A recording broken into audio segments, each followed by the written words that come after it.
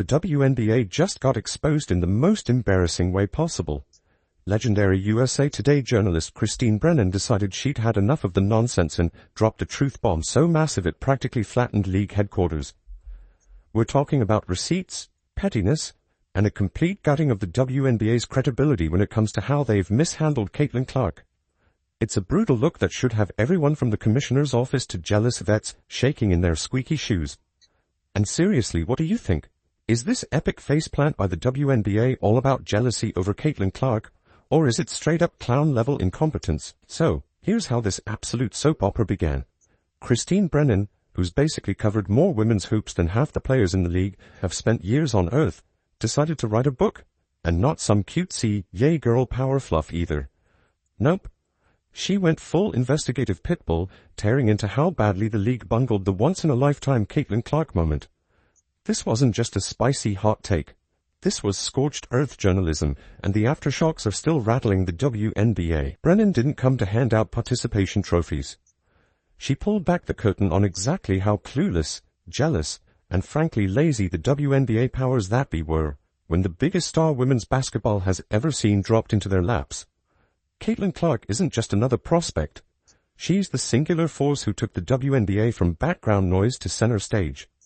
And apparently, instead of popping champagne, the league was popping antacids because they hated every minute of their own sudden relevance. Here's one of the jaw-dropping nuggets from Brennan's exposé.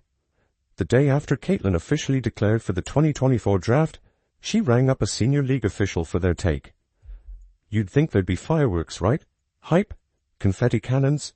Try again. This league suit told her, dead serious, that Clark coming in was the biggest thing since Maya Moore. Maya Moore. No disrespect to a legend, but outside hardcore hoopheads, Maya was basically invisible to mainstream America.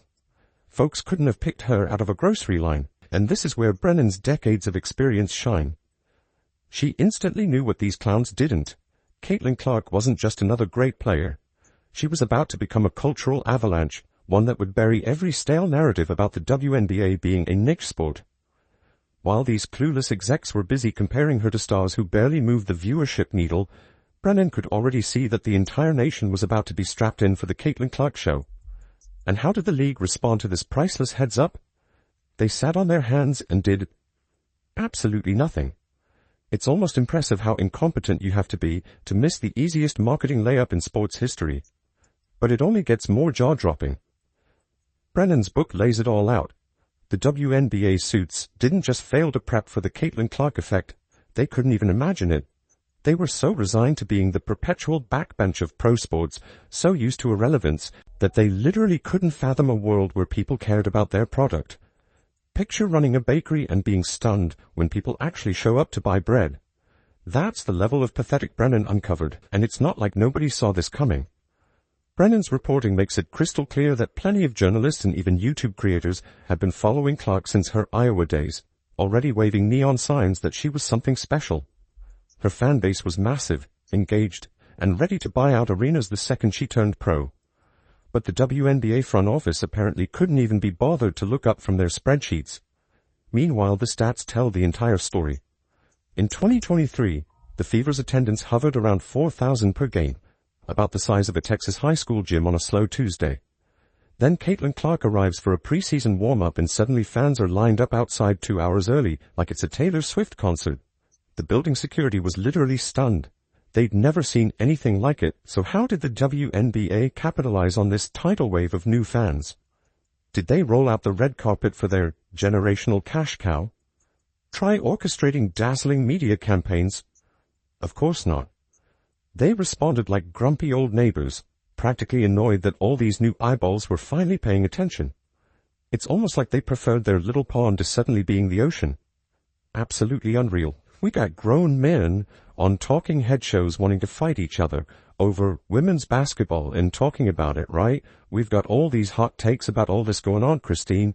How big of a part of the story is that for you, and is that for this book? The jealousy that Brennan uncovers is hands down the most damning part. Her book shows there was a deeply rooted bitterness simmering under the surface. Players, league officials, even legacy media figures couldn't handle the fact that Caitlin Clark, barely a rookie, was drawing more crowds and airtime than veterans who'd been grinding away for a decade. Suddenly the gyms were packed.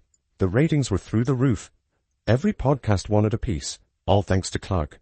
And here comes Caitlin Clark, and let's say it, and I say it in the book, I'd go into this in depth. A white woman from Iowa in a 74% black league.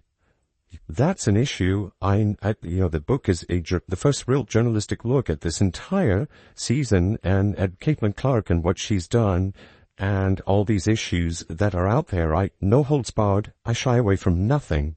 And instead of celebrating the fact that the rising tide was lifting everyone's boats, the league and some of its players responded with icy cold shoulders, dirty fouls, and snide little quotes. Refs started swallowing whistles. Media scribes began cranking out think pieces complaining about how Clark was too popular. It's like someone handed them a winning lottery ticket, and they complained it wasn't in their favorite color. And I look at the way players like Diana Taurasi, Brianna Stewart, Cheryl Swoops with her flurry of falsehoods, Cheryl Reed, the Olympic coach, Gino Auriemma, really tried to minimize her, and were very critical of her. That stunned me. You should be saying, this is great. You don't have to cheer for her. You guard her. You play tough. She's not a victim. She loves to throw it at people. She's feisty and tough out there. And that makes her, I think, even more appealing to so many people. But for this group of people to want to say such negative things and be so wrong about her, okay, fine, it's a free country. You can do what you want. But what she's doing by going into the WNBA, the craziest part is how obvious all of this was to literally anyone paying attention. Caitlin's 4 years at Iowa were a masterclass in building a national brand. She broke records, sold out arenas, and basically turned every ESPN exec into a WNBA fan by sheer force of personality and game. Everyone with half a clue could see that her following would come to the league with her. Everyone except, apparently, the people whose actual job it is to grow women's basketball. They were too busy acting like gatekeepers to notice the gates had been blown off the hinges. Brennan also digs deep into a cultural sickness inside the WNBA that made this meltdown inevitable. There's apparently a twisted mindset in some corners of the league that says mainstream popularity somehow taints the purity of their game. As if millions of new fans, sold-out crowds, and huge TV deals are some kind of sellout sin. Brennan's book exposes how this thinking seeped into the way Clark was treated all season long. Instead of being protected and promoted as the face of the future, she was allowed to become the target of envy-fueled hacks. Players threw cheap shots, coaches popped off with salty comments, and the media tried to spin it like Clark was getting too much attention. What's painfully obvious is how the league face-planted the biggest marketing opportunity they've ever had. Here they were sitting on a goldmine, with Caitlin Clark generating more buzz than the WNBA had seen in decades, and somehow they fumbled it like they'd never heard the word promotion before. The merch situation? A total clown show. The scheduling? A string of baffling choices that looked like they were picked by drawing names from a hat. And the overall marketing game plan? It felt like it was run by people who'd be more comfortable running a lemonade stand than a pro sports league. Brennan's book makes it crystal clear. This wasn't just accidental incompetence. It was deliberate blind eye syndrome. They had mountains of data proving Caitlin Clark was their ticket to the moon. But they chose the safe, small world they knew over the terrifying concept of actual success. And look where we are now, smack in the middle of Clark's sophomore season, and the league still can't quite figure out what to do with the monster star power they've lucked into. The TV numbers are still going bonkers whenever she plays. Her jerseys and sneakers are vanishing faster than limited edition Jordans. Every arena she walks into is sold out with fans screaming like it's a rock concert. And yet you still get this awkward vibe that plenty of folks inside the league would rather the whole Caitlin Clark circus just disappear so they could go back to their cozy little echo chamber, one white, one black. And so we have that moment with these two. But the one thing I know about sports, you need rivalry. That's what makes people watch. They want to watch games of consequence between rivals. They don't want everybody being nice to one another. So that social media is different today than it was in 1979 when it didn't exist. But I always tell the players, I was told a long time ago, if someone's typing something in and you wouldn't ask their advice, ignore it. So it's a balance, but certainly from a marketing dollars, but corporate partners are stepping up to endorse these players. Much more so than they were 5 years ago. Brennan's reporting absolutely torches the league by showing just how deep this dysfunction runs. You've got a league that was on financial life support, barely clinging to relevance, praying for anything to keep it afloat. Then, in walks Caitlin Clark, a generational superstar with mass-market charisma who pulls crowds, TV deals, and sponsors like she's flipping a switch. And what did the league do? They treated it like a nuisance, like a squeaky door they couldn't be bothered to oil. If there's ever been a bigger example of an organization actively working against its own interests, I'd love to see it. The implications here stretch way beyond women's hoops. This is a perfect case study in how big institutions can get so stuck in their outdated ways that they'd rather sabotage the future than embrace change. The WNBA was literally handed a lightning bolt in Caitlin Clark. All they had to do was protect her from jealous drama, market her brilliance, and watch the money and respect roll in. But instead, they chose petty resentment and outdated mindsets. One of the most brutal realities Brennan lays out is just how wrong these league insiders read the room. They were so smug, thinking their precious brand was too pure to be tainted by a mainstream breakout. They confused staying niche with being noble, totally forgetting that pro sports exist to entertain as many people as possible. And fixing this would have been laughably simple. Just back Caitlin Clark, shield her from the petty cheap shots, and surf the tidal wave of attention, but instead, they did the exact opposite, basically building speed bumps for their own superstar.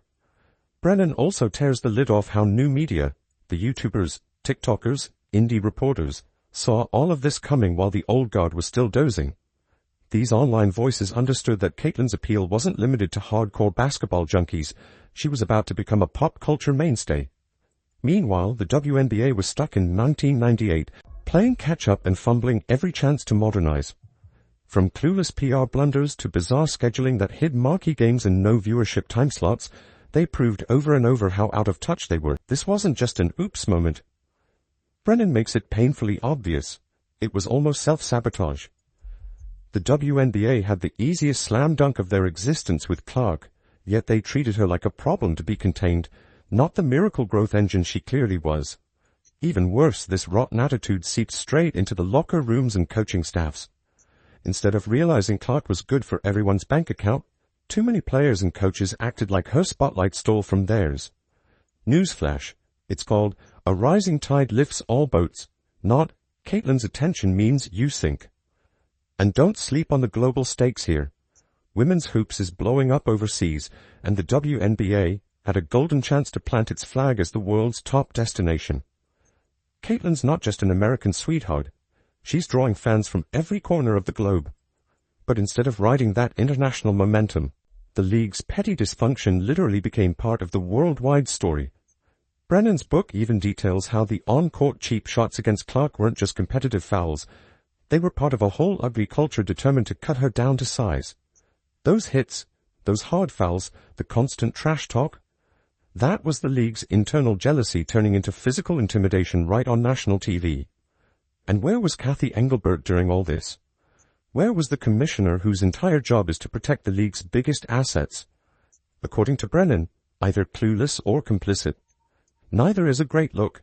Every time a player got away with a dirty shot on Clark, every time refs swallowed the whistle, it was a glaring sign of a leadership vacuum at the very top. Brennan doesn't pull punches when showing how many easy pivot points the WNBA had. They could have stepped in the second it was obvious Clark was being systematically targeted. They could have rolled out killer ad campaigns that showcased Clark while boosting her rivals, making everyone more marketable. They could have struck new TV deals, signed bigger sponsorships, and turned this into a dynasty era. Instead, they let it rot. Her book also digs into the backstage politics. Turns out there were whole cliques in the WNBA terrified that Clark's rise would overshadow their own history. Instead of welcoming her, they actively undercut her, making life harder so she'd struggle to shine. Then these same folks pop up online bragging about how women's basketball finally matters, conveniently forgetting they spent all last year undermining the person who made that possible. The hypocrisy is off the charts. Brennan also hammers home how all this petty jealousy didn't just cost Clark. It left money on the table for everyone. Higher ratings, sellout crowds, booming jersey sales. That meant bigger salaries, better facilities, more investment across the board. But too many inside the league acted like Caitlin's success was a personal threat instead of a payday for them too. She shows how it's often the older players, coaches, and execs who were most stubborn. Meanwhile, the younger generation was ready to roll out the welcome mat. It's a textbook case of how entrenched thinking can sink even the best opportunities. Bottom line, Christine Brennan's book doesn't just tell the story of Caitlin Clark. It lays bare the WNBA's epic fumble of its greatest chance ever. From petty jealousy to clueless leadership, she exposes it all.